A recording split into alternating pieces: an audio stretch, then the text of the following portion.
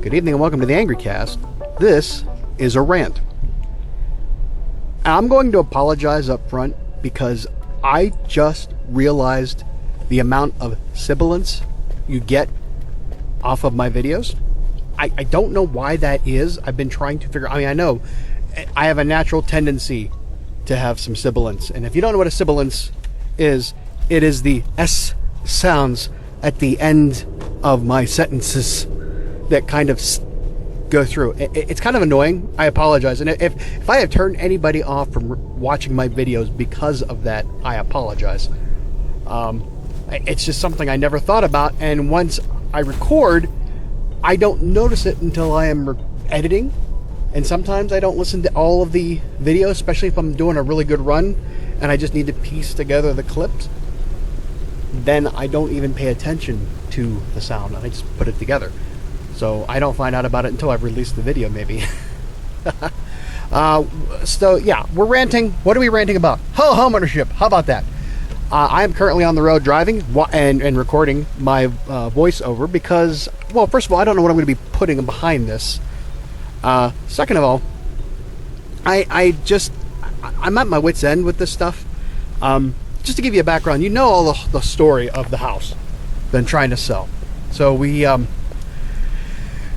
been living in this house for 18 years, and we bought a different house in 2019. And of course, mice and termites and COVID and oh my, all the problems we had, we didn't move in until August of 2022.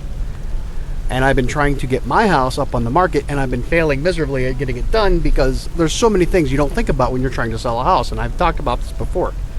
The most latest and greatest is that for those of you who don't know about selling a house or owning a house or buying a house, let me clue you in on a couple of things, and maybe you will make better decisions than I did.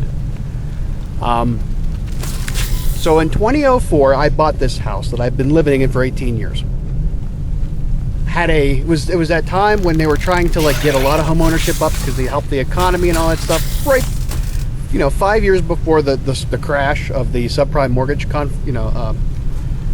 issue. But we went through what was called a PA first-time home buyers. Now, PA home finance is a thing that's out there, but this was like a special program for those of you who had never bought a house before.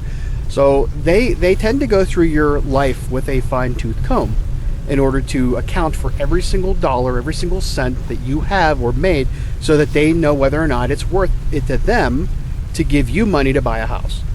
And I mean, I had to come up with an explanation for why there was extra $20 somewhere. That was not fun. I mean, like $20.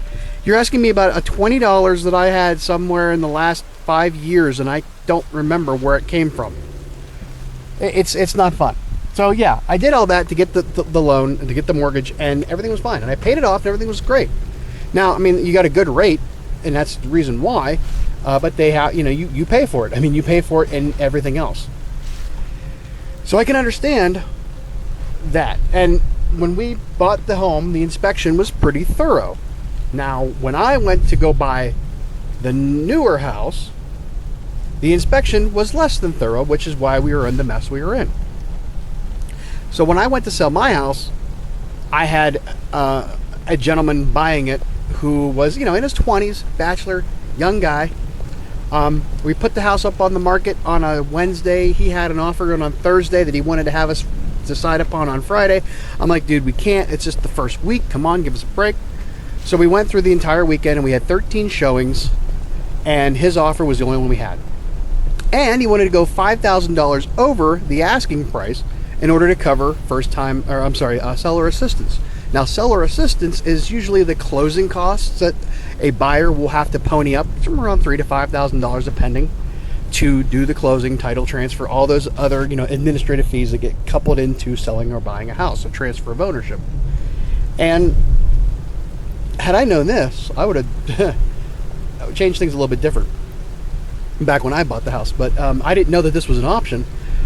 because he said, hey, I will give you $5,000 more on the offer of the house in order for you to cover the seller assist instead of me doing it. Now, it kind of seems like, okay, well, what the heck? I'm losing money on this deal. Not really. Because what happens is that bulk amount, that one-time amount for the seller assist gets taken off at the sale. God, these S's are killing me. I apologize. I'm trying hard.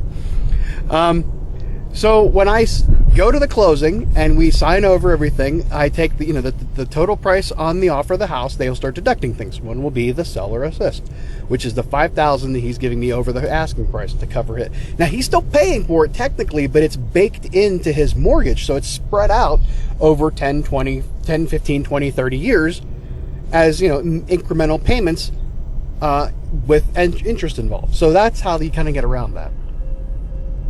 And what I didn't know was, like, he went through the house, immediately made an offer. Then he brought his parents in. And now, of course, I know as well as anybody else that, yeah, if you're going to make an offer in a house, and you want your parents' opinion, have them do it before you put the offer in on the house. Because they're going to come back and say, oh, what are you doing, boy? Oh, that's not a good idea. I would have done that. So we got this list back. Now, this was when we were going back up to Bedford to do the vow renewal, and we were on the road, and my agent calls me and says, hey, here, we got problems. We got the inspection reports back. Now, first of all, I took umbrage with the inspection report right off the bat, because the first thing they said was that there was no radon remediation. In PA, radon is horrible. In order to buy the house I was in, the one I'm selling, I could not buy it until a radon remediation system was put in. And all that is just basically a fan attached to a pipe that goes into the ground underneath your house and then just draws out this radon gas, which is one of the number one cause of cancer, lung cancer, among non-smokers.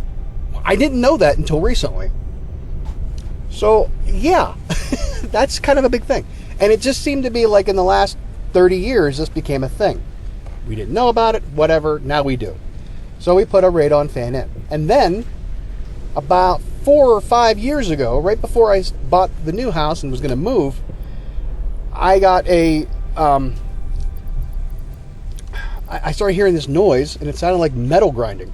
Turned out the impeller fan on the radon remediation system was like in need of being replaced. So we had, and the people that put it in, we couldn't find them anymore. We had to call somebody else, and we got a new fan installed. So it's brand new, like 4 years old. So that shouldn't be a problem. But yet the inspection comes back and says there needs to be a radon emission system. And I'm like, well, first of all, you had radon testing done. The radon testing done showed that the levels were well within acceptable limits, because there was a radon fan installed. So don't tell me you can't find radon and then tell me I need a radon system, because there's a reason why you can't find radon. So that's one thing. Secondly, the inspectors left a bunch of shit laying around, dirt all over my floors. Pissed me off a little bit. Like, they took the cover off of the back of the where the plumbing is for the bathroom, which is in Bailey's room. For the bathroom, the plumbing for the tub is in the wall, and then you have the like on a back wall, like on the other side of the wall, which was in Bailey's room, was where a panel was that you could get easy access to it. Well, they took that off and they just laid it on the floor, and the insulation laying out. So strike number 2 there, people. And I'm not putting it back. Screw them. They can put it back when he moves in. They took it out, they can put it back. Because I'm not touching it. I didn't cause it. I'm not going to break anything else putting it back together. I'll explain more about that later. So once that was done, they came back and said, well, here's a bunch of things that are wrong. And the things that are wrong, like, that were in the house when I bought them, which I can't understand. So I understand. I bought the house in 2004. A lot of things have happened since then. However, it should not be a problem, because they were fine and nothing was being done about it until now. One of them being, there was a bunch of outlets that did not have any GFIs. Now, GFIs are ground like a yeah. What do I want to say? Basically, you have them in bathrooms near water. So if they have a breaker switch on them, and if water gets into the outlet, it'll trip the breaker and stop the electricity going to it right then and there, and you won't have to worry about it. If you have two or more daisy chained together, you only need to have one, and the ones that are off of it, and if they get water in them, they'll be fine. So yeah, I had one in the bathroom next to the sink, one next to the tub, and I had one on the outside of the house where there was an outlet put on later. No other outlets in the house had GFIs on them. Not near the sink, and not near the laundry tub, and not in the garage, and not on the back porch. Okay. So first of all, why you're saying, okay, wait, why do you need them in the garage and on the back porch if they're enclosed? They still consider those an exterior wall. For some reason, because it's not inside the house, even though it's not near water, it's still considered a electrical hazard and has to be a GFI. I'm putting those in. Fine. Other things. Well, there was a panel in the attic where there's an attic fan, and there's a little box next to it. And I say panel, I meant box. And next to that were some electrical tie-offs where wire nuts were there, but they weren't inside the box. Okay, well, I didn't do that. There was another one further back for the attic fan. I'm sorry, like there's the attic fan, and then there's the fan on the roof that takes, air out of the the attic itself. When it gets to be certain hot, like you want it to happen so that your house doesn't combust. I don't know. I'm guessing on that. Anyways, that's neither here nor there. But those two things like that. And then in the bathroom downstairs, off the laundry room, there was a vanity and a medicine cabinet up on the wall that had a light on it, and the top of that was, it's like the old school metal ones with the push button light on it, and the top of that was off, and there was like two wires coming out with nuts on them that was just exposed. Okay, well, again, the house was sold to me this way, and I didn't touch these things. This is how that will happen. So I don't know what you're talking about. So basically, there's a bunch of wires with just wire nuts, then they're hot, meaning they have electricity going to them, and they have to be enclosed in a box. There's a couple of boxes without a cover on them that have wires inside of them that are nutted off, but they have to be covered so that they're not, accessible and can be like, shock yourself. I get it. I understand all that, but I was like, look, these things in your report say that they are recommended, that this is done by an electrician. It does not say that these must be done. So I was going to say, screw you, dude. Just deal with it yourself. We'll talk about possibly taking money off if that's a problem. The biggest problem that came back, other things. The garage door. Yeah, that's what I was talking about before. The garage door never really worked well when I owned the house, when I bought the house. It had this old school door opener on it, two buttons to push, there you go.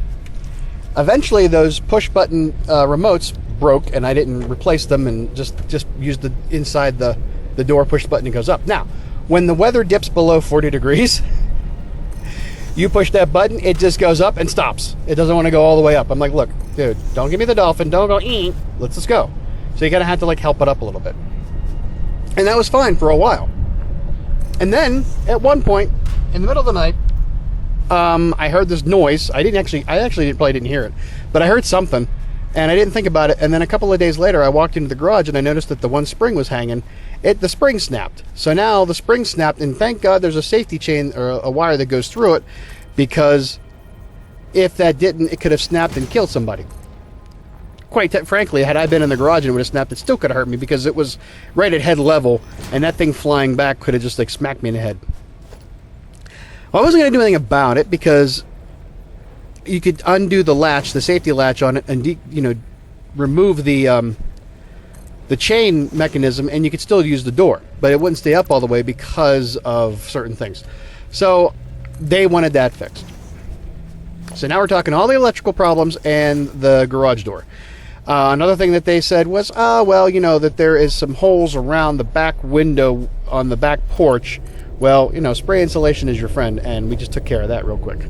Also, in the back of the garage, in the ceiling, there was a piece of drywall cut out. Now, I don't know why this was done like this, because I didn't do it. It was when I bought the house like that.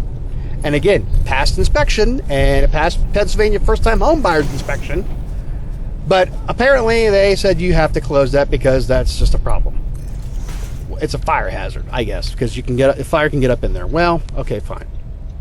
I found out why there was a cold cut. At some point in the ownership of the house before me, they replaced the shower or bathtub in the bathroom, above that, directly above that room. The layout of the house is the garage spans from the front to the back underneath 2 bedrooms, my bedroom and Bailey's bedroom.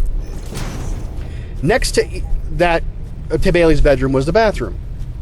So the wall dividing the garage from the laundry room and the basement ran between those 2 rooms. And they decided that when they replaced the tub, they were going to redo the plumbing, and they ran the plumbing through the wall in the laundry room below it, and it didn't go above the ceiling. So they had to cut out a hole in the back of the ceiling for the elbow on the pipe to go through, which they didn't freaking replace anything, and they just left it covered with insulation. When I found that out, when I tried to cover it up, because I kept hitting this rough thing, and I'm like, what am I hitting with this? And I peeled away the insulation, and I found the pipe. I'm like, are you kidding me? So that's the other thing I have to do. Not to mention that on top of everything else, I got to do more plumbing. Because, and this is the big thing. This is the big ticket thing. Now, I can do all the other little stuff. In fact, we had just had the house painted, so the plates on the rooms that were painted were not replaced, like the switch plate covers. They were not replaced yet, and we got those done. Those were done. But I also got the cover on the electrical box that was exposed done. The attic electrical box is done. The other attic electrical box is done. The garage door is done. And my thing with that was that I was going to just take it down to the garage door itself and just remove the chain and all that, and just say, well, here you go. It's how it was intended to be. But we thought, $28, buy a set of springs, comes with a safety cable and all that other stuff. We can do this. So my trusty cousin's husband, who helped us remediate all of the brick that was in the kitchen at the new place, and my uncle helped. We got up in the attic, and he replaced those things, and then we just started working on the garage door.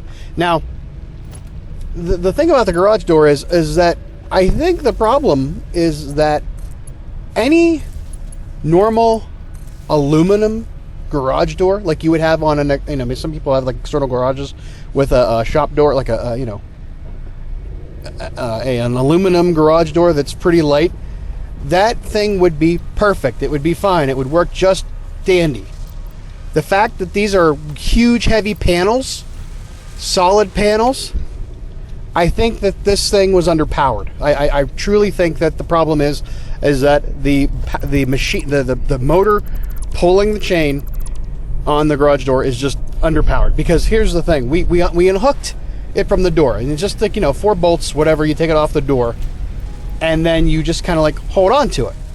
It's just an arm hanging loose that's not attached to the door, and the chain runs, and it just moves this arm back and forth like it's you're in a dry cleaning thing. But if you grab and hold on to the arm, and when you push the button, it stops.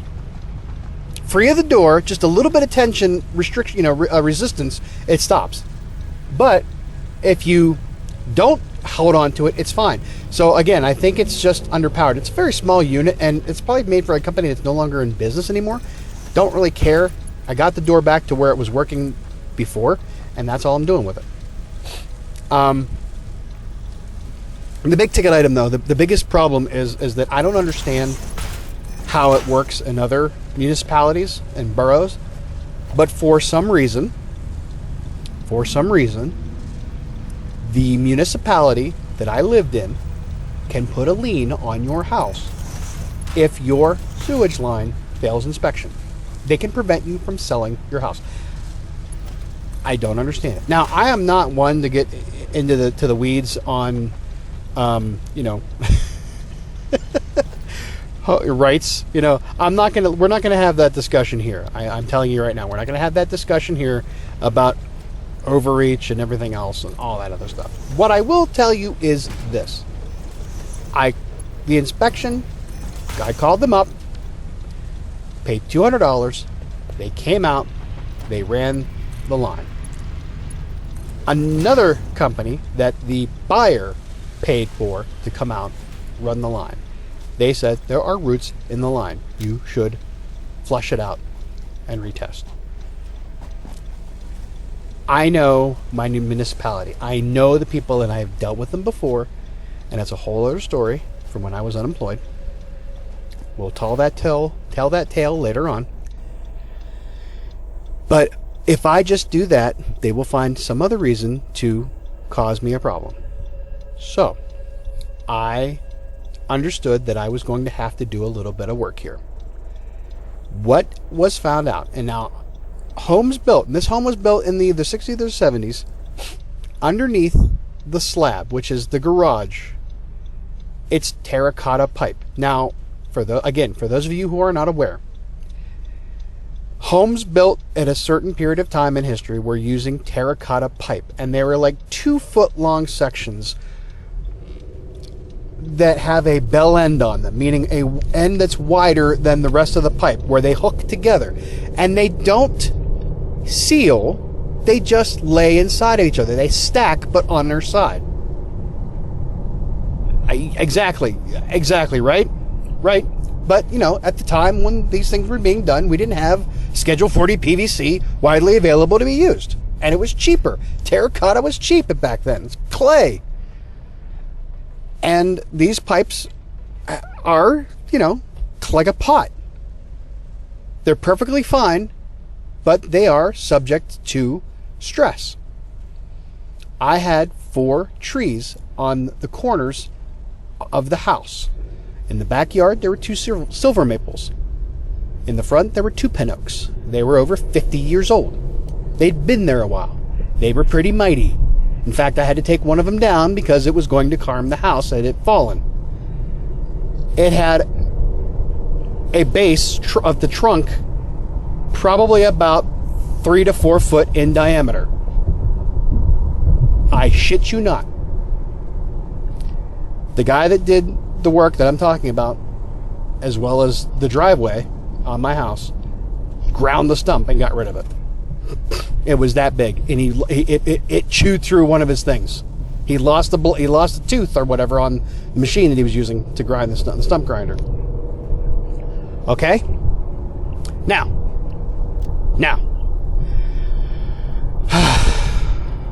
This is like triggering, a little bit triggering for me.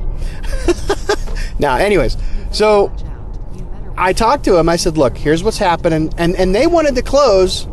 They wanted to close on the 19th of December. And then they come back with all this crap. And I got all this crap while I was driving up to Bedford. This wasn't just done,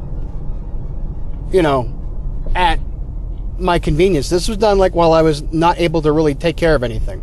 So we had to plan. And then we had the holidays, coming up. So now the closing is set for the 24th of January, which is right around the corner. I don't know if this is going to come out before then. I don't know. I don't know if the house is going to be sold before then. Who knows? In any case, December, really bad month to be doing shit like this. I talked to the borough, and they said, we need to have you replace what's broken. I said, well, okay, but we don't know if it's broken, though. Like, well, we need to get the roots out. So I asked, the hive mind that is everyone around me, what to do here. And they said, sleeve it. Just put a sleeve in it. I'm like, okay. Talk to the borough. Can't do a sleeve. It's not allowed. I thought about just flushing it, roto-rooting it, being done with it. But again, I know this municipality, and they'll tell me that that's not enough. that they'll find some other reason for it to not pass inspection. So I was like, okay, fine. That left me with a few choices. Dig it up, or, just take my chances and roll the dice. I dug it up. Now, the guy that's doing it, I said, I contacted somebody on the 7th. Okay, so the reval renewal was on the 2nd of December. Okay? Vow renewal was on the 2nd of December. We were there that Saturday. We drove home. I was off Sunday, of course, and then I took off Monday through Wednesday. Monday and Tuesday the next week. On Monday, I called a guy and said, look, and this was somebody that was recommended to me while we were at the wedding. Who can I call? They said, oh yeah, do this guy. Okay. Call him up. Yeah, I'll be out. That's going to be Saturday. Now we're at December, let's see, 3rd, 4th, 5th. Now we're at the 12th. Or the 10th. I go out to my house, sitting in the driveway. He says, I'll be there at this particular time. Okay. Never shows up. Said, hey, I got called out. He worked for a power company, so, okay, I understand. We had some weather. He had to go do some work. I get it. So, he says, I'll just be out tomorrow. So that was Sunday. Now we're on the 11th. Right. I go to the house, sit in the driveway. I get there early. He doesn't show up. I wait. He doesn't show up. I wait. I texted him. Said, hey, I don't know if you're having trouble finding the place. Just let me know if you're, I know there's no address, way to find it on the box. It's not there. Whatever, text me. Never responds. I call him. Leave a message. Same thing. Never responds. I never heard from this guy. He completely ghosted me. Completely ghosted me. I've now burned a week, and the closing is supposed to be on the 19th. So I called the guy that did the driveway. Comes out, and he says, well, we got a problem here. The problem is that where they found the roots in the pipe was right on the other side of the wall. Now, the laundry room and the garage are side by side with the cinder block wall in between them. The roots were found at the base, right where that was. Okay, fine. But we got to dig into the floor, find it on that side, and then you also dig on the other side of the floor so you can, if in case it goes underneath that, that span of the cinder blocks, in order to pull it out. So, okay. Well, I got to cut into there's cutting and jackhammering involved, and it's going to be a pain in the ass. And he's only one guy. And he also lives up around Maryland. And I say up, and I should say down, it doesn't really matter. He lives near Maryland, gets a lot of snow, and he drives the plow for them. You can see where I'm going with this, right? He's like, I can get out there and I can start doing the work. Now, also, dude has had some problems, health problems, nothing he can't handle. Super fine guy, does, he's awesome. I trust him implicitly to do the work. He had a cyst removed on his back, which required stitches. So he was unable to really, I'm like, how do you never work a jackhammer? He's like, you couldn't bend over to untie your shoes, come in my house, which I didn't care about. I said, dude, leave them on, it's fine. But, okay, fine, whatever. So he comes over and he's like, I can do it. It's going to be $6,500. Ouch. I don't have the money to begin with, all right? I don't have the money to begin. I'm selling the house. I've been trying to sell the house because I'm running out of money. Because I'm paying the money that I'm, and granted, it doesn't seem like in the scheme of things it's going to solve the problem. I understand that. But in the scheme of things, the utilities, the insurance, the wear and tear, and the taxes on the house will be enough to keep me from having a problem if I don't have the house. And also, I get out from underneath owning another house. And, I can pay down some of the debt I have. But on top of everything else, I have to spend $6,500 in order to do that. And now we're into almost Christmas and New Year's. The other problem is that I didn't know this at the time. The buyer was getting a VA loan. Okay? Veteran, VA. Veteran loan. Remember I told you about me having to get the PHFA loan where they had to dig through my entire life? Okay, well, it's just as bad with the VA. Because, again, the government wants to give you money for something, but they want to make sure that it's not going to hurt them. Why would they spend money on a house that's not going to, they're not going to let something happen to that. They're not going to insure, they're not going to federally back a loan that they, can't make money off of. And, if things that has too many problems with it, it's a liability. So they don't want to do that. That's why we have to go through all these steps. So that's why it had been so nitpicky. And I understand that now because I went through it myself. But the fact that the municipality can hold this over my head and tell me that I cannot sell the house without a passing inspection, they will not release the lien letter on the property, is a little bit ridiculous. Not to mention that when they came out to do all this, they had to come into the house to check and run the little machine up the concrete to see where the roots were at. And I've had a lot of people tell me that there is no way in hell they should be coming into your house from the driveway to where they take ownership of it at the end of your driveway. I can understand. Fine, whatever. Underneath your house, they shouldn't be there. In fact, I would have told them to get a warrant. Look, I get it. I'm understanding of all that, but I got to get rid of this house. I don't have the money to go through a court battle right now. I don't have the money to go through the next 2 weeks if I don't get this house sold. I had to take out a loan on my 401k to get money to keep me into the business of getting rid of this house and pay this guy to do the work. This is where I'm at. So, there we are. Now, gets in, he starts digging, picks up the first pipe, nothing in it. All right, fine. Gets to the next pipe, holy cow, we found roots. And I'm like, thankfully we found roots because, if we had gone much further, we would have been into this why situation. Now, the why, the why and the how, wow, okay. But no, the why. There's a Y junction where the drain that runs underneath my laundry room, there's a floor drain. There's a drain that runs from the bathroom behind that in the other room for where the toilet and the sink and the shower run into. And then there's also the laundry tub. All three of those tie in to the main sewer lateral, which, laterally goes across underneath the house. And it's all terracotta. So we didn't want to have to deal with that because, one, you're going to have to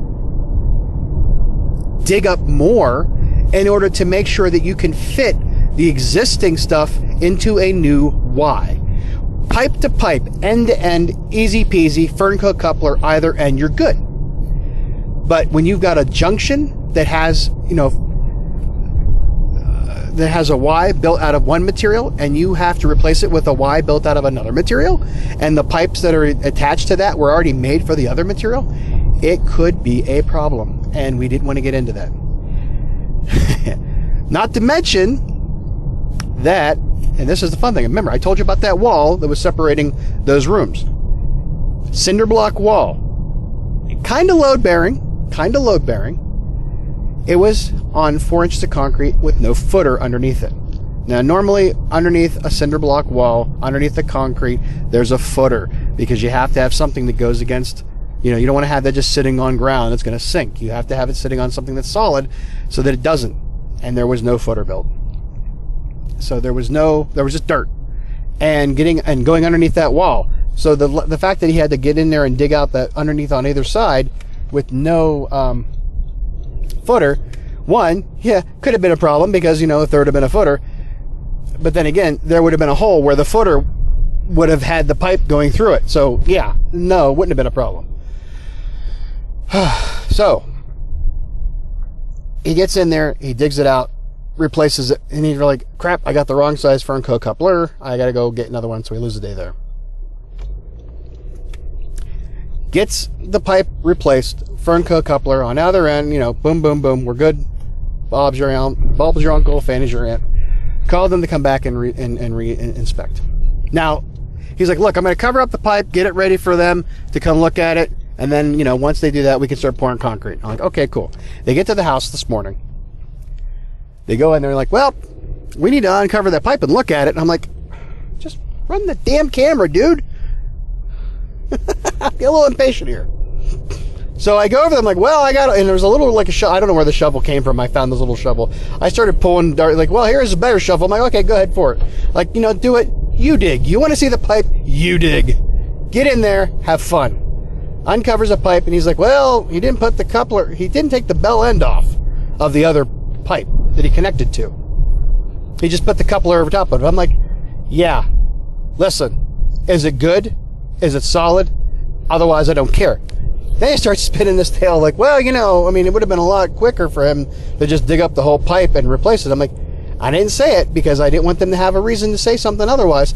I'm like, I know in my mind why we didn't want to do it, because of that stupid why. We don't want that why to have to be touched.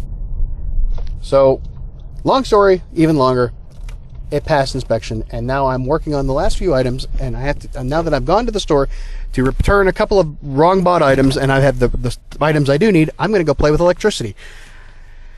And that's all we wrote. So, thank you for paying attention to this horribly, horribly long diatribe. And we'll talk to you next time. Have a good one. Take care. Bye-bye.